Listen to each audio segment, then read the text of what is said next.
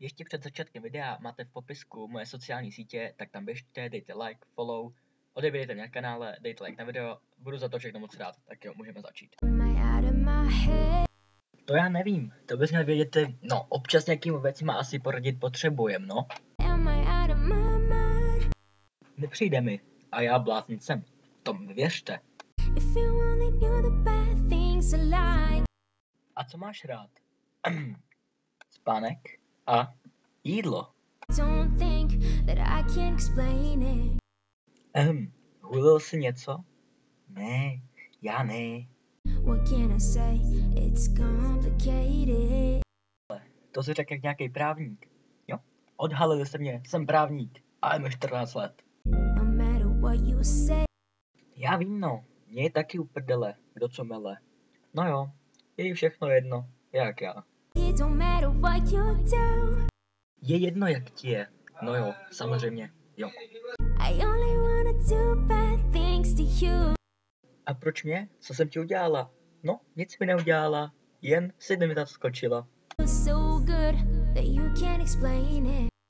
Aha, kdyby mi aspoň z toho vysmátý smajlíků poslal nějakou normální odpověď. Strašně. Jsi v pohodě? Zcela v pohodě. Naprosto v pohodě, v totálním klidu. Ty jsi hezký.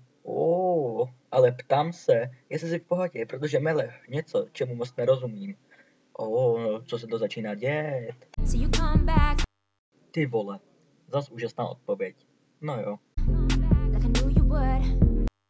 Ty vole, co jsem udělala? No, to nevíme ani jeden. Nevím jak ty, ale já jo. Jak je to asi myšleno.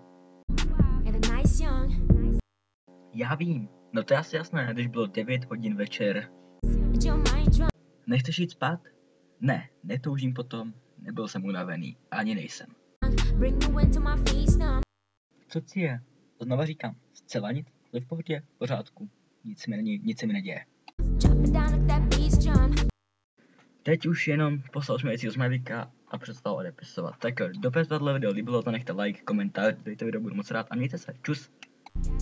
A ještě vám děkuji za milion videa, který získalo 8000 hlédnutí a přes 110 lajků, což je paráda. Děkuji, takže přivítat. Čus.